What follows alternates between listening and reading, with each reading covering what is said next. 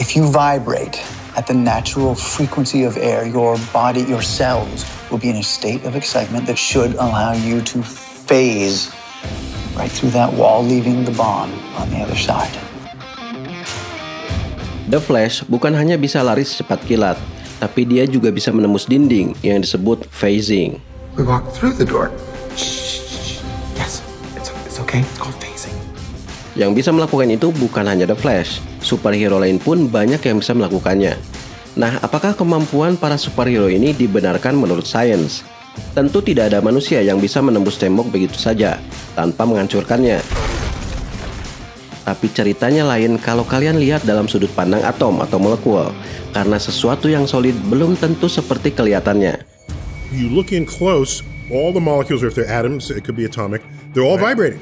Water expands and becomes less dense if cooled below 4 degrees. It takes a long time to train your body to be able to speed up whilst your molecules slow down enough to pass through the molecular structure of solid objects. Karena itu guys, siapkan akalnya dan siapkan imannya, karena kita akan masuk pada kajian yang bisa membuat kalian gila.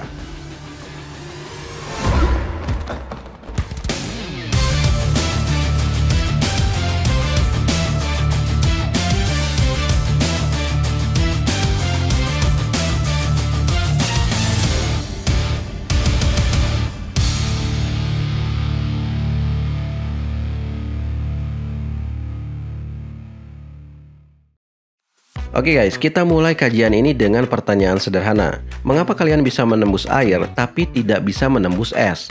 Padahal kalian tahu dua-duanya berasal dari zat yang sama, yaitu air. Kalau jawabannya sekedar karena es lebih padat dari air, ada hal aneh yang mungkin tidak kalian sadari. Bukankah es itu mengambang? Kalau es lebih padat dari air, bukankah harusnya tenggelam? Nah, di sini kalian harus tahu bahwa air punya kelainan yang disebut anomali air. Umumnya semua zat cair jika dipadatkan akan lebih berat dari bentuk cairnya. Tapi ini tidak terjadi pada air. Air ketika temperaturnya turun sampai di bawah 4 derajat Celcius, justru air menjadi lebih ringan. Sehingga yang paling dingin akan naik ke permukaan, dan es pun akan mengambang. Artinya pada saat jadi es, air justru menjadi lebih tidak padat. While most liquids contract and become denser, water expands and becomes less dense if cooled below 4 degrees. Ini menunjukkan bahwa sesuatu yang solid atau keras sebetulnya bukan karena sesuatu itu padat atau rapat, tapi ada sesuatu yang lain yang menyebabkannya keras. Nah, supaya kalian paham, kita akan bahas tentang atom dan molekul. Supaya kalian paham mengapa sesuatu itu bisa solid. Nanti ini bisa menjawab bagaimana The Flash menembus dinding. Segala sesuatu yang fisik di dunia ini tersusun dari atom-atom. Tapi atom tidak bisa bekerja sendiri-sendiri. Mereka harus bergabung menjadi balok-balok penyusun yang disebut molekul. Kalian bisa membayangkannya seperti potongan-potongan Lego. Tentu potongan-potongan Lego ini tidak sama. Ada yang panjang, ada yang pendek, ada yang bentuknya persegi, ada yang bentuknya L, bentuknya U, dan seterusnya. Begitupun dengan molekul, bentuk-bentuknya berbeda, tergantung atom-atom penyusunnya. Yang pasti, molekul lah yang menjadikan air itu air, kayu itu kayu, besi itu besi. Nah, mungkin kalian sering dengar bahwa air itu disebut H2O. Disebut H2O karena itu adalah molekul air, tersusun dari 2 atom hidrogen dan 1 atom oksigen. Mereka bersatu karena terikat oleh ikatan yang disebut ikatan kovalen. Ikatan kovalen ini sangat kuat yang menjaga molekul air tetap seperti itu, walaupun jadi es, jadi cair, ataupun jadi uap. Lalu apa yang terjadi pada molekul air sehingga bisa jadi es, jadi cair, jadi uap? Nah, perhatikan bentuk molekulnya.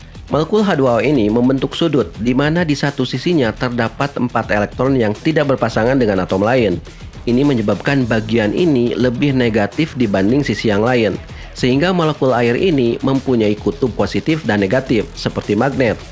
Maka ketika molekul-molekul air ini saling berdekatan, mereka bisa saling menempel satu sama lain, membentuk ikatan yang disebut ikatan hidrogen. Itu yang menyebabkan air tampak bersatu. Akan tetapi, ikatan hidrogen ini tidak sekuat ikatan kovalen. Dan ketika masih dalam bentuk cair, molekul air ini selalu bergerak-gerak, yang membuat ikatan hidrogen ini mudah lepas. Itu yang menyebabkan air juga mudah tercerai-berai, dan tangan kalian mudah menembusnya. Tapi kondisinya berbeda ketika air menjadi es. Kalian tahu air menjadi es ketika didinginkan di dalam freezer. Dan kalian tahu itu karena di dalam freezer suhu atau temperaturnya bisa turun sampai 0 derajat Celcius, di mana itu adalah titik bekunya air. Pertanyaannya, apa itu sebenarnya temperatur? Mungkin selama ini kalian tahunya hanya panas dan dingin. Tapi ini definisi yang mungkin jarang kalian dengar. Temperatur adalah rata-rata energi kinetik dari vibrasi dan tumbukan antar atom atau molekul. Jadi kalian perlu tahu bahwa molekul itu selalu bergerak, sekalipun itu dalam benda padat. Kecepatan gerak dari molekul inilah yang sebenarnya kalian rasakan sebagai panas atau dingin. You look in close, all the molecules, if they're atoms, it could be atomic, they're all vibrating. Are they vibrating fast? Are they vibrating slowly? Okay? You put a thermometer in there, that vibration gets communicated to the thermometer. The thermometer reads a temperature. Is the average kinetic energy, the average energy of motion of the vibrating particles. Nah, yang terjadi dalam freezer menyerap semua energi kinetik air sehingga molekul air semakin lambat dan semakin lambat. Dan ketika sampai di titik 0 derajat, molekul air betul-betul diam. Nah, ketika diam itulah ikatan hidrogen di antara molekul air ini semakin kuat daripada ketika molekulnya bergerak-gerak. Itulah yang membuat es mengeras. Bisa kalian saksikan dalam animasi berikut bagaimana susunan molekul air berubah ketika menjadi es. Perhatikan bagaimana molekul-molekul air ini yang tadinya bergerak bebas menjadi kaku dan saling berikatan membentuk heksagonal. Yang menarik adalah, kalau kalian perhatikan, susunan heksagonal ini justru membuat molekul-molekul air jadi semakin renggang daripada ketika cair. Itulah penyebab adanya anomali air. Es menjadi lebih ringan. Lalu apa hubungannya fenomena ini dengan kemampuan The Flash menembus dinding? Dari uraian tadi, poinnya ada dua. Pertama, sesuatu itu solid bukan karena kerapatannya, melainkan karena ikatan di antara molekul-molekulnya cukup kuat. Es menjadi lebih solid dari air karena molekul-molekulnya berikatan lebih kuat. Dan poin yang kedua adalah, semakin solid sebuah benda, semakin sulit molekulnya bergerak. Nah, perubahan dari tidak solid menjadi solid atau sebaliknya ini disebut fase. Bahasa Inggrisnya phase. Kalian ingat apa nama kemampuan The Flash tadi? Your body, your cells will be in a state of excitement that should allow you to phase. It's okay. It's called phasing. I want to try that phasing thing. How do I do that? Ya, phasing alias perubahan fase, sama ketika es mencair. Ya memang kita tidak melihat The Flash mencair, tapi poinnya adalah The Flash mempercepat gerak molekul di tubuhnya supaya tubuhnya berubah fase dari solid menjadi tidak solid. Bagaimana caranya? Dengan melakukan vibrasi. Mengapa vibrasi? Di sini kalian perlu tahu bahwa ada 3 jenis gerakan molekul: vibrasi, rotasi, dan translasi. Vibrasi adalah getaran atom di dalam setiap molekul. Rotasi adalah gerak molekul berputar. Sedangkan translasi adalah bergesernya molekul dari posisinya. Pada wujud yang tidak solid seperti air, molekul bebas bergerak melakukan ketiga gerakan, vibrasi, rotasi, dan translasi. Tapi pada wujud solid seperti es, molekul hanya bisa melakukan vibrasi. Ini contoh gerakan vibrasi ketika air masih menjadi es. Tapi jika molekul-molekul ini mendapatkan energi, seperti ketika es dikeluarkan dari freezer, vibrasinya lama-lama bertambah kuat. Lama-kelamaan, ikatan di antara molekul-molekulnya pun semakin lemah, sampai akhirnya lepas. Itulah yang dilakukan The Flash. Dia mempercepat vibrasi molekul-molekul di tubuhnya, supaya ikatan di antara molekul-molekulnya semakin lemah, dan tubuhnya semakin tidak solid. If you vibrate at the natural frequency of air, your body, your cells will be in a state of excitement that should allow you to phase right through that wall, leaving the bomb on the other side. Di saat itulah The Flash bisa dengan mudah menyisipkan setiap molekul tubuhnya ke dalam molekul-molekul dinding, sama seperti air merembes ke dalam tembok. Setelah sampai, barulah dia melambatkan kembali vibrasinya dan tubuhnya kembali solid. It takes a long time to train your body to be able to speed up whilst your molecules slow down enough to pass through the molecular structure of solid objects. Itulah cara The Flash menembus dinding. Tapi guys, cara The Flash ini tidak efisien karena melakukan vibrasi membutuhkan banyak sekali energi.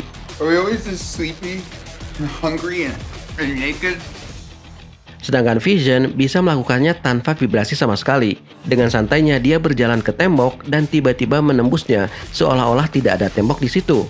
Loh, kok bisa? Nah, kita akan masuk ke bahasan berikutnya, yaitu quantum tunneling. Tapi kita bahas itu di episode berikutnya. Tapi guys, sebelum berakhir, kita kembali dulu ke soal anomali air. Tahukah kalian bahwa tanpa anomali air, kita dan semua makhluk di bumi tidak bisa hidup? Mengapa? Sudah dibahas tadi bahwa suhu di bawah 4 derajat Celcius, air akan semakin ringan, sehingga air yang lebih dingin akan naik ke permukaan. Itu sebabnya di kutub, es hanya ada di lapisan atas. Dan kalau kalian perhatikan, semakin ke atas temperaturnya semakin dingin, tapi semakin ke bawah justru air semakin tidak dingin. Inilah yang membuat ikan tetap hidup walaupun di cuaca yang sangat ekstrim. Tanpa anomali air, ikan-ikan bisa mati membeku. Bahkan lapisan es di atasnya justru berperan sebagai pelindung, seolah-olah seperti selimut, karena lapisan es ini tidak bisa tembus oleh cuaca di atasnya. Ice, being less dense, floats and covers the water body like a blanket. So a thick layer of ice on top insulates the underlying water from the frigid atmosphere. Itu buat ikan. Lalu apa manfaatnya buat manusia? Mengapa kutub utara dan selatan itu ada buat kita? Karena dua kutub itu menjaga suhu bumi tetap aman.